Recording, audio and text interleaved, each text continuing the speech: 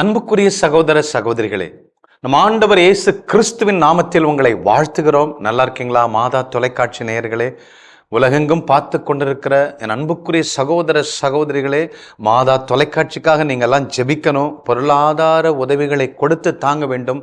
இது கத்தோலிக்க திருச்சபையின் மேன்மை, மாண்பு. அன்னை மரியாள் வழியாக இறைவனுடைய சித்தம் நிறைவேற்றப்படுகிறது என்று சொல்லி அருமையாய் நற்செய்தி குறித்து ஆழமாய் நமக்கு சொல்லிக் கொடுக்கிற ஒரு டெலிவிஷன். ஆகவே இதற்கு ஜெபம் மற்றும் பொருளாதார ஃபினான்ஷியல் சப்போர்ட் நாம் செய்ய வேண்டியது நம்முடைய கடமை. இதை உயர்த்துவது நம்முடைய கடமை.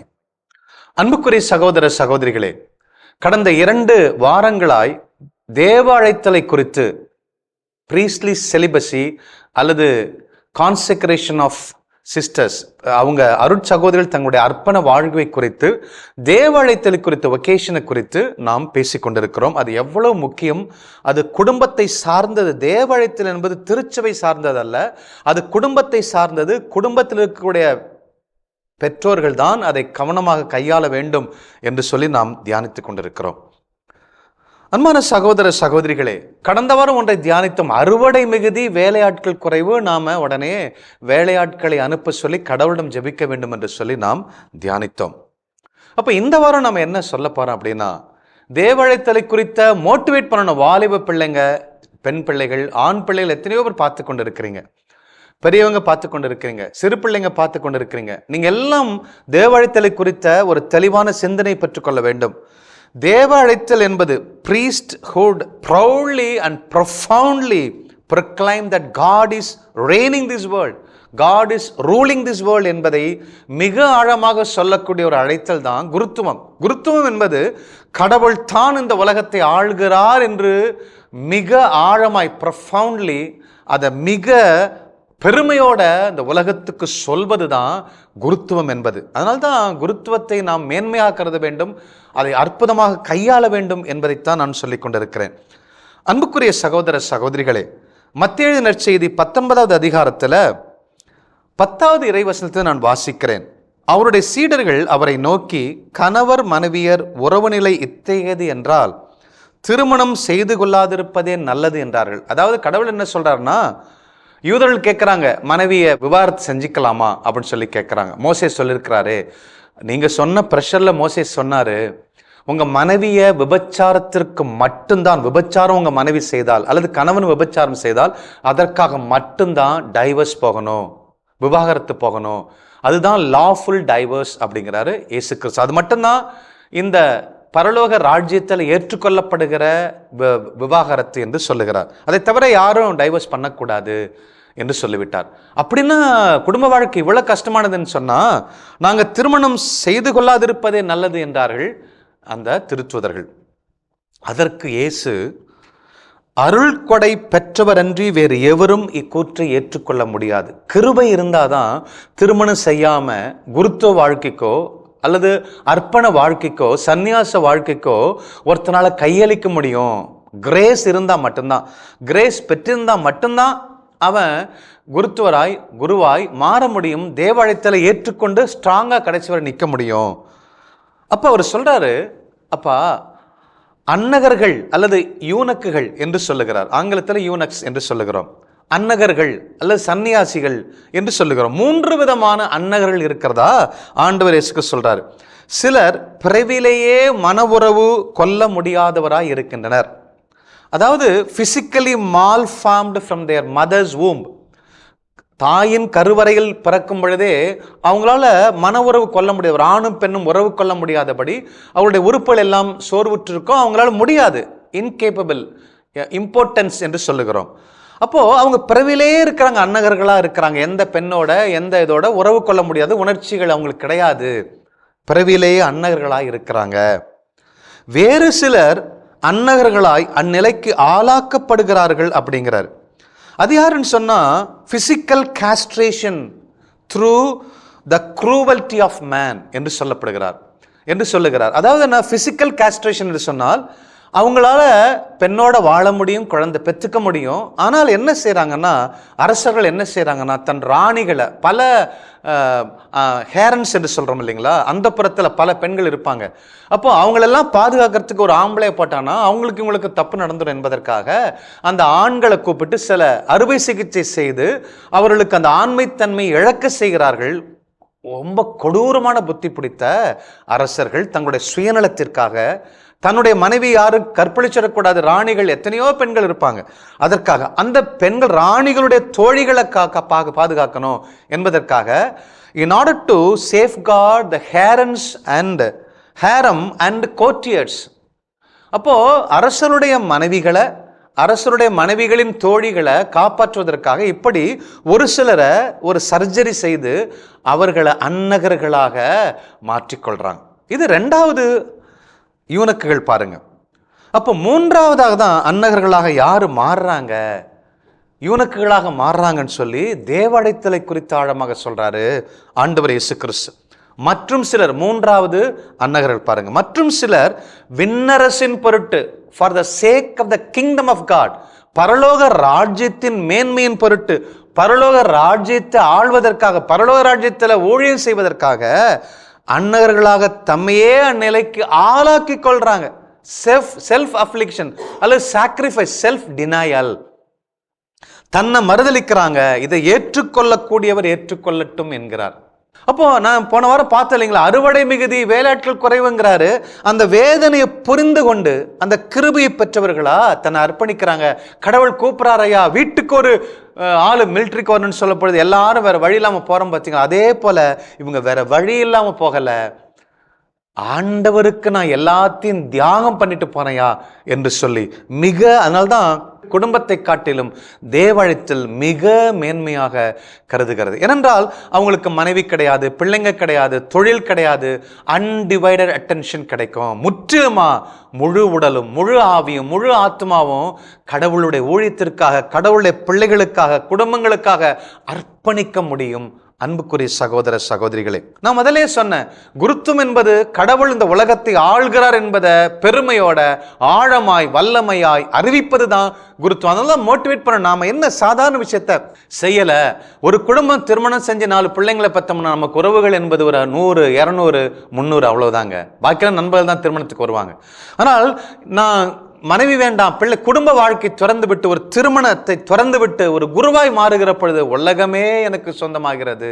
அன்புக்குரிய சகோதர சகோதரிகளே, அப்போ எசையா இப்படி சொல்றாரு, 52வது அதிகாரம் 7வது வசனத்துல, நற்செய்தி அறிவிக்கவும். ஏன் அவருடைய பாதங்கள் அழகா இருக்கிறது என்பதை எசையா சொல்லுகிறார். நற்செய்தி அறிவிக்கணும், நல்வாழ்வை பலப்படுத்தணும். அந்த நற்செய்தி அறிவிப்பவருடைய பாதங்கள் ஏன் அழகா இருக்கிறது என்று சொன்னால், ஒரு போருக்கு போயிட்டு அந்த தலைவனும் போராளிகளும் ஒரு மாசம் 6 மாசம் கழிச்சு வராங்க. அப்போ இந்த இஸ்ரேல் மக்கள் மிகப்பெரிய ஒரு டவர் அமைத்து, எப்படா வராங்க, எங்க சத்தம் கேட்குது, நம்ம மக்கள் எங்க போரிடுறாங்கன்னு சொல்லி பார்த்துக்கிட்டே இருப்பாங்க. ரோட்ல நின்று சமைத்து சமைத்து தான் போருக்கு சென்ற புருஷன் வரானா வள்ளியான்னு சொல்லி பார்ப்பாங்க. அப்போ 3 மாதங்கள் கழித்து போரிலே மாபெரும் வெற்றியை மேற்கொண்டு விட்டு அவங்க லெஃப்ட் ரைட் போட்டு சொல்லி அப்படி தலையில ஒரு கிரீடத்தை வைத்துக்கொண்டு கையிலே கத்தி கொண்டு, கையில காயம், உடம்புல காயமா இருந்தாலும் அவங்க நடை ஒரு வீர நடையா இருக்கும். பொல்லாதவர்களை அழிச்சிட்டோம், இஸ்ரவேல் ஜனம் வெற்றி, இஸ்ரவேல் நாடு வெற்றியை பெற்று விட்டேன் என்று சொல்லி, பெலிஸ்தர்களை ஒழித்து விட்டேன் என்று சொல்லி மிக ஆரவாரத்தோடு நடந்து வருகிற அந்த புழுதி பறக்கும். அந்த ஷூவை போட்டு ஹெல்மெட்டை போட்டு அப்படி வேக வேகமா நடந்து வருவாங்க. உடம்புல ரத்தம் ஓடினாலும் காயம் இருந்தாலும் அந்த வெற்றி அக்களிப்போடு அந்த நடந்து வருகிற அந்த வீரனின் பாதங்களை போல இருக்குதான் நற்செய்தி அறிவிப்போரின் பாதங்கள். அவ்வளவு அழகாய் இருக்கின்றன என்று சொல்லி எசையா சொல்லுகிறார். ஏன் அப்படி என்று சொன்னால், அவர்களிடம் நல்வாழ்வு. இதோ நம்மை அழிக்கக்கூடிய எதிரிகளை ஒழிச்சிட்டோம், இனிமே நம்ம வாழ்க்கையில நல்வாழ்வு தான். ஆண்டவர் இயேசு கிறிஸ்து நமக்காக மரித்தாரு, நம்முடைய பாவங்களை மன்னிக்கிறாரு, கூனி குறுக தேவையில்லை, குற்ற உணர்வு தேவையில்லை, நல்வாழ்வு தான் நமக்கு, ஒளியின் வாழ்வு, மீட்பின் வாழ்வு என்பதை சொல்லக்கூடிய வாழ்க்கை தான் குருத்துவ வாழ்க்கை. நலம் தரும் செய்தி, நோய் விடுதலை, நோய் நோக்காடு, மனநோய், சரீர நோய்கள் எல்லாவற்றிலிருந்தும் விடுதலை தரக்கூடிய நலம் தரும் செய்திகள். அன்புக்குரிய சகோதர சகோதரிகளை, ஆண்டுடைய வார்த்தைகள் நோய்களை அப்புறப்படுத்தக்கூடிய வார்த்தைகள்.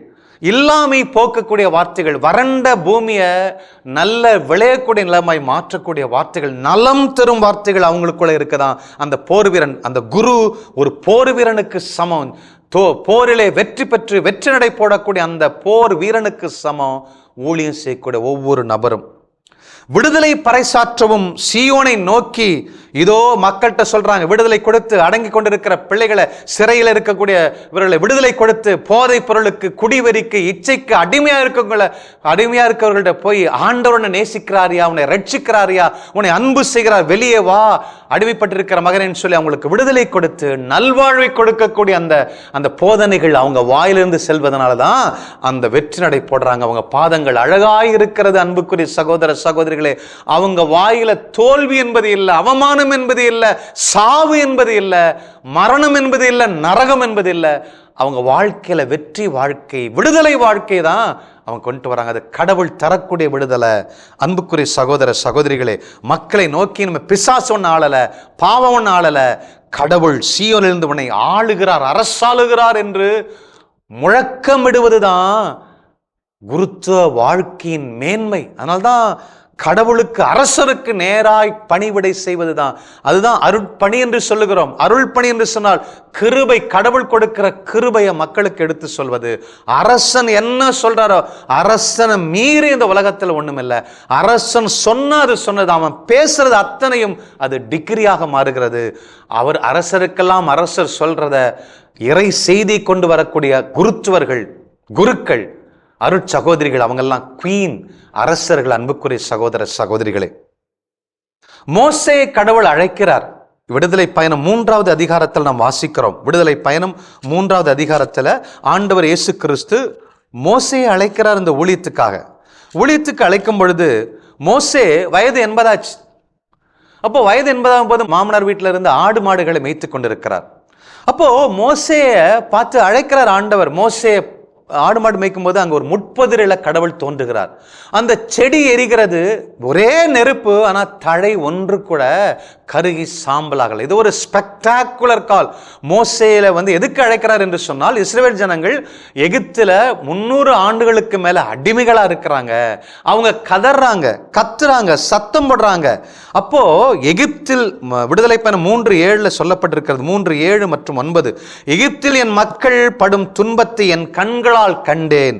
அடிமை வேலை வாங்கும் அதிகாரிகளை முன்னிட்டு அவர்கள் எழுப்பும் குரலை கேட்டேன்.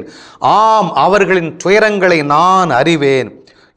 இப்போது இஸ்ரேல் மக்களின் அழுகுரல் என்னை எட்டியுள்ளது. அவர்களை விடுவிக்க எழுந்து போ அப்படிங்கிறாரு மோசேயை நோக்கி. அப்போ மோசேயை பார்க்கறது, செடி எரிகிறது, நெருப்பு இருக்கிறது, செடி கருகி போகவே இல்லை. என்ன ஒரு அற்புதம் பாருங்க. அப்போ அந்த செருப்பை கழட்டிட்டு ஆண்டவரை பேசும் அடியேன் கேட்கிறேன், நீங்க யாரு, உங்க பேர் என்ன, நான் என்னன்னு போய் உங்க இஸ்ரேல் மக்கள்கிட்ட சொல்றதுன்னு கேட்கிறாரு. அவர் சொல்றாரு, ஐயோ நான் கடவுளையா, எனக்கு ஒரு பெயர் கிடையாதுயா, எகவா நிசி, எகவா ஷம்மா, எகவா சாலும், அல்லது ஏதோ ஒரு சின்ன சின்ன பெயரை சொல்லி என்ன ஒரு ஸ்கொயர்ல சுருக்கிற முடியாது. ஐ ஆம் வாட் ஐ ஆம் ரைட் ஃப்ரம் தி பிகினிங் என்று சொல்லுகிறார். நான் இருக்கிறவராக இருக்கிறேன் என்று போய் சொல் என்று சொன்ன உலகத்தை படைத்தவன், உலகத்தை ஆளுகிறவன், நான் ஒரு படைக்கிறவன், படைப்பாளி. இந்த உலகம் எனக்கு கட்டுப்பாட்டுக்குள் இருக்கிறது, நான் அரசன் என்று சொல்லவா? அல்லது நோயில் இருக்கும்போது உன்னை சுகப்படுத்துகிற மருத்துவர் என்று சொல்லவா? சமாதானம் அற்று இருக்கும்போது உனக்கு சமாதானம் கொடுக்கிற பீஸ் கிவர் என்று சொல்லவா? அல்லது வறுமையிலும் இல்லாமலும் இருக்கும்பொழுது உனக்கு ஆசீர்வாதங்களை கொடுக்கிறேன், உன்னை ஆசீர்வதிக்கிறவன் என்று சொல்லவா? எனக்கு எந்த பெயரும் கிடையாது, அத்தனையும் நான் தான், ஆல்பா ஒமேகா. அதனால்தான் சொல்றாரு, இருக்கிறவராகவே இருக்கிறேன் என்று போய் சொல் என்று சொன்னார். மோசே தான் எகவா நிசி, எகவா ஷம்மா, எகவா ஷாலோம் என்று பல பெயர்களை குடைத்து கடவுளை அற்புதமாய் அழைக்க ஆரம்பித்தார். அன்புக்குரிய சகோதர சகோதரிகளே, அப்போ மோசேயை அழைத்து 80 வயதுல தன்னுடைய மக்களை விடுவிக்க மோசே அழைக்கிறார். நம்ம பார்க்கணும் அன்புக்குரிய சகோதர சகோதரிகளே, எகிப்துல மக்கள் அழுதார்கள், புலம்புறாங்க, எங்களை விடுவிக்க ஆள் இல்லையான்னு சொல்லி ஜெபிக்கிறாங்க. அந்த ஜெபத்தை கேட்டு மோசே செலக்ட் பண்றாரு. அப்போ நம்ம ஒவ்வொருவருக்கும் ஊழியம் உண்டு. அருட்தந்திரர்களுக்கு மட்டுமல்ல, அருட்சகோதரர்களுக்கு மட்டுமல்ல, ஆனா பெண்ணா இந்த உலகத்தில் பிறக்கிற அத்தனை பேருக்கும் ஒரு அழுகை இருக்கிறது. உங்க அழுகை சொல்லலை நான், நம்ம அழுகை நம்ம புலம்பலையே பார்க்கணும்னு இல்லை. மோசேக்கு பிரச்சனை தான், பாலைவனத்தை ஆடு மாடுகளை மேய்ச்சிட்டு தான் இருந்தாரு. ஆனால் நீ போய் அவர்களை அழுகை நிறுத்து, அவர்களை விடுவிக்க வேண்டும், என் மக்களை விடுவிக்க வேண்டும். பொல்லாத அரசன் பார்வோனிடமிருந்து என் மக்களுக்கு அநீதி அழைக்கிறான், அவனிடமிருந்து என் மக்களை விடுவிக்கணும், நற்செய்தி அறிவிக்கணும் என்று சொன்னார். அன்புக்குரிய சகோதர சகோதரிகளே, உலகத்தை கடவுள் ஆள்கிறார் என்பதற்கு மோசே மிகப்பெரிய, கடவுள் ஆள்கிறார் என்பதற்கு மோசே உடைய ஊழியம் மிகப்பெரிய ஒரு ஆதாரம் பாருங்க. அவர் எங்கேருந்து போறாரு, மக்களை விடுவிக்கணும்னு சொல்லி அரசன் சொல்றாரு. அரசன் முடியாதுங்கிறான், சொல்றாரு முடியாதுங்கிறாரு. பாருங்க, போய் எகிப்துல அந்த ஆற்றுல போய் பேசுறார், தண்ணீரை பேசுறார், தண்ணீர் ரத்தமாக மாறட்டும் என்கிறார். தண்ணீர் கீழ்ப்படிந்து ஒட்டுமொத்தமா ரத்தமா மாறுது, கவிச்சு அடிக்குது எகிப்து முழுசும். உலக இயற்கை கட்டுப்பாட்டுகள் கொண்டு வந்தார் மோசே. தண்ணீர்ல தவளைகளை, எல்லா தண்ணீரும் தவளைகளா மாத்துறாரு. தவளைகள் போய் அந்த எகிப்துல பார்வோனின் அவங்க மக்கள், எகிப்து மக்கள் வீட்டில் மட்டும் அந்த தவளைகள் உள்ள நுழைன்னு கட்டளை கொடுக்கிறாரு.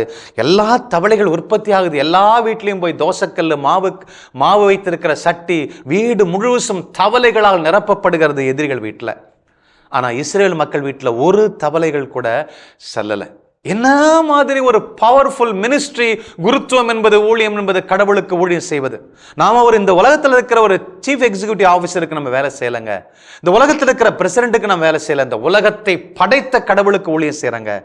அன்புக்குரிய சகோதர சகோதரிகளை, வெட்டுக்கிளிகளை அனுப்புறாரு, அது பாட்டுக்கு போய் எகிப்து மக்களை கொன்றளிக்கிறது. நோய்கள், அந்த ஆடு மாடுகளை போய் தாக்கணுங்கிறாரு, நோய்கள் கூட அவருக்கு கட்டுப்படுகிறது. ஆனா பாருங்க, அன்றைக்கு மோசே எகிப்து மக்களை அழிப்பதற்காக நோய்கள், ஆடு மாடுகள் மேல நோய்களை ஏவி விடுறாரு. அது போகுது பாருங்க, அற்புதங்கள் மேற்பதில்லை, கல்மழை பெய்யணுங்கிறாரு, பெய்கிறது. இதெல்லாம் தான் சொல்றேன், உலகத்தை கடவுள் ஆள்கிறார் என்று profoundly, proudly we can declare through the priestly celibacy. அன்புக்குரிய சகோதர சகோதரிகளே, அப்போ ஒரு குருவாய், ஒரு அருட்சகோதரியாய் மாறுறது ஒரு சாதாரண ஊழியம் அல்ல. அது செங்கடலை ரெண்டாக பழக்கக்கூடிய ஒரு ஊழியம். அது மகிமையின் ஊழியம், கடவுளின் ஊழியம், அது வல்லமையின் ஊழியம். அந்த பார்வோன் அழைச்சிட்டு வந்து செங்கடல்ல உள்ளே அழைத்து கொண்டு வந்து தன் மக்களை இரண்டாக செங்கடலை பிளந்து காப்பாற்றினார். பார்வோனும் அந்த அரசர்களும் அந்த தேர்ப்படை வீரர்களும் எல்லாரும் கடலுக்குள்ள வந்து போட்டு தள்ளினார். கடவுள் அத்தனை பேரை அழித்து போட்டார். அன்புக்குரிய சகோதர சகோதரிகளே, அதனால தான் நற்செய்தி அறிவிக்கிறவருடைய பாதங்கள் அழகாயிருக்கின்றன என்று சொல்லுகிறார். அதில் அழுக்கு இல்லை, ஷூ போட்டிருக்காங்க, டெய்லி குளிக்கிறாங்க என்பதற்காக அல்ல, சிவப்பா இருக்காங்க என்பதற்காக அல்ல. அவர்களுக்குள் இருக்கிற கடவுளுடைய கிருபை, அந்த ஊழியக்கார பிள்ளைகளுக்குள் இருக்கக்கூடிய செய்தி, அந்த ஊழியக்கார பிள்ளைகளுக்குள், குருக்களுக்குள், அருட்சகோதரர்களுக்குள் இருக்கிற அந்த சாக்ரிஃபைஸ், அவர்களுக்குள் இருக்கிற அந்த தியாகம், அவர்களுக்குள் இருக்கிற அந்த கிறிஸ்துவனுடைய மறுபிறப்பு, கிறிஸ்துவனுடைய ரிஃப்ளெக்ஷன், அவர்களுக்குள் இருக்கக்கூடிய இறைவார்த்தை, அவர்களுக்குள் இருக்கக்கூடிய அத்தாரிட்டி, அவர்களுக்குள் இருக்கக்கூடிய அந்த மேன்மை, அந்த குருக்களுக்குள் இருக்கக்கூடிய அந்த கன்விக்ஷன், அந்த குருக்களுக்குள் இருக்கக்கூடிய அற்புதங்களை நிகழ்த்தக்கூடிய கொடைகள். அன்புக்குரிய சகோதர சகோதரிகளே, இந்த வார்த்தைகளை மீண்டும் மீண்டும் நீங்க கேளுங்க. வாலிப பிள்ளைகளே, ஆண்களே, பிள்ளைகளே, பெண் பிள்ளைகளே, திருமணம் செய்யலாம் நினைச்சிட்டு இருக்கீங்க, லவ் பண்ணிட்டு இருக்கீங்க, அல்லது வேற எங்கேயோ போகலாம் நினைக்கிறீங்க. அந்த சிந்தனைகளுக்குள் இதை நீங்கள் புகுத்துங்கள். அந்த திருமணம் செய்து வாழ்வது நல்லது தான்.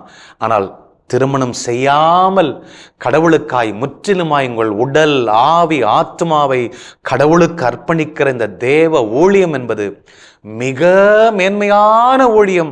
அரசருக்கு நேரடியாக ஊழியம் செய்வது, கடவுளுக்கு செய்கிற ஊழியம். ஆகவே அப்பேற்பட்ட ஊழியத்தை உங்களுக்குள்ள பெருக்கிக்குங்க. நீங்களே ஜெபிங்க, மற்றவங்க ஜெபிக்கிறதை விட. வாலிப பிள்ளைகளே, ஆண்டவரே நான் ஊழியக்காரனா மாறணும்னு ஆசைப்படுறேன், எனக்கு வெளிக்காட்டுங்க, எனக்கு வெளிப்படுத்துங்க, என்னை அழைச்சிக்குங்கன்னு சொல்லி நீங்க ஜெபிக்க ஜெபிக்க ஜெபிக்க ஆட்டோமேட்டிக்காக இந்த நெருப்பு பற்றி எரியும். தேசம் முழுவதும், இந்த தேசம் முழுவதும் கடவுளுக்கு சொந்தமாகும். God plus. கிறிஸ்து இயேசுவில் அன்புக்குரியவர்களே, இந்த நாளிலே நாம் இழந்து கொண்டிருக்கக்கூடிய ஒரு மிகப்பெரிய ஒரு மாண்பை குறித்து ஆண்டவர் நமக்கு வெளிப்படுத்தியுள்ளார். நாட்கள்ல தேவ அழைத்தல் இல்லை, ஒரு டயசிஸ்ல இந்த வருஷம் ஆர்டினேஷனே இல்லை, என்று சொல்கிற அளவுல இன்னைக்கு அருட்கன்னியர்களை பார்க்கும் பொழுது, அவங்க மதர் ஜெனரல்ஸ் எல்லாம் பார்க்கும் பொழுது அவங்க சொல்லுவாங்க, தேவழித்தலுக்காக ஜெபித்துக் கொள்ளுங்கள் என்று சொல்லிட்டலாம். அப்படி இருக்கிற ஒரு நிலையில இன்னைக்கு அதனுடைய மேன்மையை ஆண்டவர் நமக்கு உணர வைத்து நாமவே நம்மை ஒப்பு கொடுக்க நம்மை தூண்டுகின்ற ஒரு காலமாக இது இருக்கின்ற. நம்ம மறுபடியும் இந்த செய்தியை நாம் கேட்போம். என் அன்புக்குரிய சகோதர சகோதரிகளே, நம்மை ஒப்பு கொடுப்போம், நம்முடைய பிள்ளைகளை ஒப்பு கொடுப்போம். இன்னைக்கு யோசிச்சு பாருங்க, அந்த மத்தேயு நற்செய்தி 19வது அதிகாரத்தில் அருட்கொடை பெற்றவரான்றி யாராலையுமே ஒரு குருவாகலாம், ஒரு அருட்கன்னியர் ஆகலாம்னு சொல்லவே முடியாது. ஒரு சிலர் பிறவியிலேயே அப்படி இருக்கிறாங்க, ஒரு சிலர் பிறரால் அப்படி ஆளாக்கப்படுகின்றார்கள். ஆனால் என்னால் எப்படி வேணாலும் சந்தோஷமாய் வாழ முடியும், சம்பாதிக்க முடியும், எல்லாம் செய்ய முடியும், ஆனாலும் அது தேவையில்லை என்று ஒதுக்கிவிட்டு தங்களை தாங்களே கடவுளுக்கு பலியாக, அதுவும் உயிருள்ள ஒரு பலியாக ஒப்பு கொடுக்கிற ஒரு இனம் ஒன்று என்று சொன்னால் அது குருக்கள், அருட்கன்னியர்கள் தான். முற்றிலுமாக நம்ம 1 கொரிந்தியர் 10வது அதிகாரத்திலே வாசிக்கணும் 23 வார்த்தையிலே நம்ம இவ்வாறு சொல்கிறது, எல்லாவற்றையும் செய்ய எனக்கு உரிமை உண்டு, ஆனா எல்லாம் எனக்கு நன்மை தருவதல்ல. எல்லாவற்றையும் செய்ய எனக்கு உரிமை உண்டு, எல்லாம் மீட்பு தருவதல்ல என்று சொல்லிட்டு மீட்புக்கான ஒரு வழியை, விண்ணரசுக்கான ஒரு பாதையை தனக்கென ஏற்றுக்கொண்டு தன்னையே பலியாக ஒப்பு கொடுக்கிற அந்த மேன்மை மிக்க ஒரு காரியம்தான் குருத்துவ அல்லது அருட்கன்னியருக்கான அந்த அர்ப்பண வாழ்வு. நாம் இந்த வேளையில ஒப்பு கொடுப்போம். ஆண்டவரை என்னை ஒப்பு கொடுக்கிறேன். நம் உள்ளத்திலே முதலாவதாக அந்த சிந்தனைகளை நாம் கருத்தாங்குவோம், அது செயல் வடிவம் பெறும். ஒப்பு கொடுப்போம். கடவுளே, என்னை பலியாக ஒப்பு கொடுக்கிறேன். எதற்கென்றால் உம்முடைய அன்பை சொல்லணுமே. உம்முடைய அன்பை பெறாமல் இதோ வீதியில் அலைந்து கொண்டிருக்கிறவர்கள், பணக்காரர்கள் என்ற போர்வையில் கூட சமாதானம் இன்றி இருக்கிறவர்கள், இதோ நோய் நொடியில மருத்துவர்களுக்கு அடிமையாக வாழ்கின்றவர்கள், பொருளாதார தேவைகளிலே நசிந்து போய் புழுதியில் கிடக்கிறவர்கள், இவர்களுக்காக நான் பணி செய்யணுமே. என் உள்ளத்தில் நீர் வந்து குடிக்கொள்ளும் அப்பா, உம்முடைய இதயத்தை போல என்னுடைய இருதயத்தை மாற்றும் ஆண்டவரே என்று சொல்லி நம்மையே பலியாக ஒப்பு கொடுத்து இந்த பாடலோடு இணைந்து செபிப்போம். பாருங்கள். தேவா, உந்தன் பலியாக என்னை தந்தேன், என்றும் எந்தன் பணி வாழ்வை ஏற்றிடுவார். தேவா, உந்தன் பலியாக என்னை தந்தேன், என்றும் எந்தன் பணி வாழ்வை ஏற்றிடுவாய். உலகம் என்ன சொல்லும், என்னுடைய நிலை என்ன, என்னோட ஸ்டேட்டஸ் என்ன யோசிக்காதீங்க. இதோ நீங்கள் ஒரு மலை மேல் நடந்து வருகிற இந்த போர் வீரன் அழகான பாதங்களை பெற்றவர்கள், விடுதலை அறிவிக்க செல்லக்கூடிய ஒரு போர் தளபதிகள் நீங்கள். அதை உணர்ந்து பலியாக உங்களை ஒப்புக்கொடுங்க. வாருங்கள்.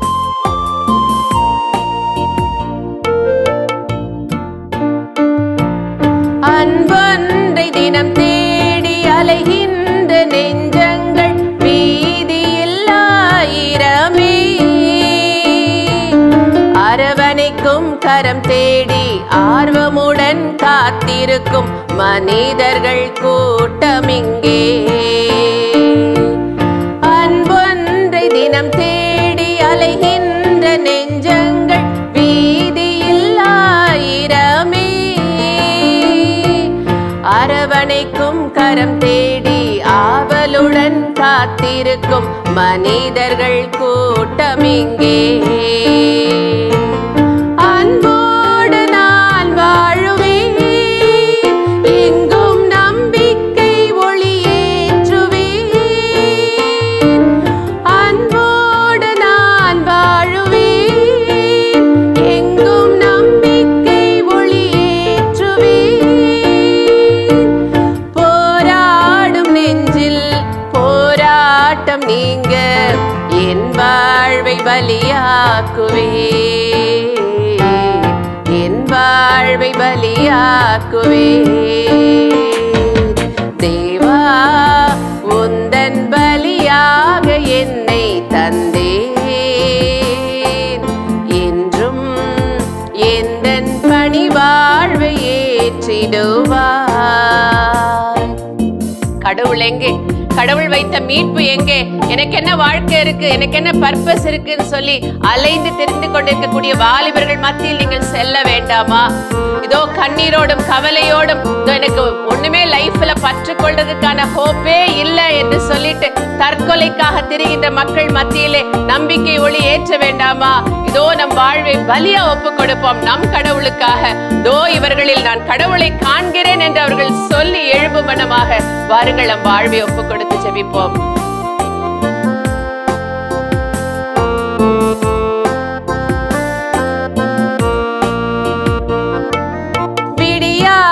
பொழுதென்று வீங்கிடும் விழியோடு ஏங்கிடும் மாந்தரிங்கே முடியாது என்றெண்ணி முகம் சோர்ந்து போகின்ற பரிதாப வாழ்க்கை இங்கே. தேவா நான் சுடராகுவேன், எங்கும் நம்பிக்கை ஒளியேற்றுவேன்.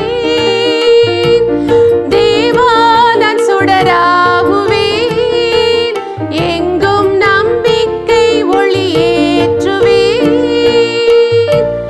போராடும் நெஞ்சில் போராட்டம் நீங்க என் வாழ்வை பலியாக்குவேன், என் வாழ்வை பலியாக்குவேன். ஆமென். ஆண்டவரே, இதோ இணைப்பில் இருக்கிற ஒவ்வொரு பிள்ளைகளை உமக்கு ஒப்பு கொடுக்கிறோம் ஆண்டவரே. அப்பா, உமக்கென பிள்ளைகளை தெரிந்தெடுத்துக் கொள்ளுங்கப்பா. உம்முடைய உள்ளத்தின் அன்பை அவர்களுக்குள் ஊற்றும் ஆண்டவரே. அப்பா, பரிதவிக்கும் மக்களில் உம்மை கண்டு நேசிக்கிற இருதயங்களாய் ஒவ்வொரு இருதயங்களை மாற்றுவீராக. அப்பா, இவர்களுக்குள்ளிருந்து ஆண்டவரே அன்னை தெரசாள்கள் உண்டாவார்களாக, இவர்களுக்குள்ளிருந்து ஜான் மரிய வியானிகள் உண்டாவார்களாக. உம்முடைய இதயத்தை சுமந்தவர்களாய் இந்த உலகத்தில் விடிவெள்ளிகளாய் இவர்கள் சுடர் விடுவார்களாக. அப்பா, எங்களையே எங்கள் குடும்பங்கள் ஒவ்வொரு குடும்பங்களை அர்ப்பணிக்கிறோம் ஆண்டவரே. பலியாக ஒப்பு கொடுக்கிறோம். உயிருள்ள பலியாக ஏற்று ஆசீர்வதிப்பீராக. எங்கள் ஆண்டவர் இயேசு கிறிஸ்துவின் நாமத்தில் ஜெபிக்கிறோம் எங்கள் ஜீவனுள்ள நல்ல பிதாவே, ஆமேன். அன்புக்குரியவர்களே, ஆண்டவராகிய இயேசு கிறிஸ்துவின் மீது முழுமையான நம்பிக்கை கொள்வோம், நிறை வாழ்வை பெற்றுக்கொள்வோம். God bless you. இயேசுவுக்கே புகழ். மரியே வாழ்க.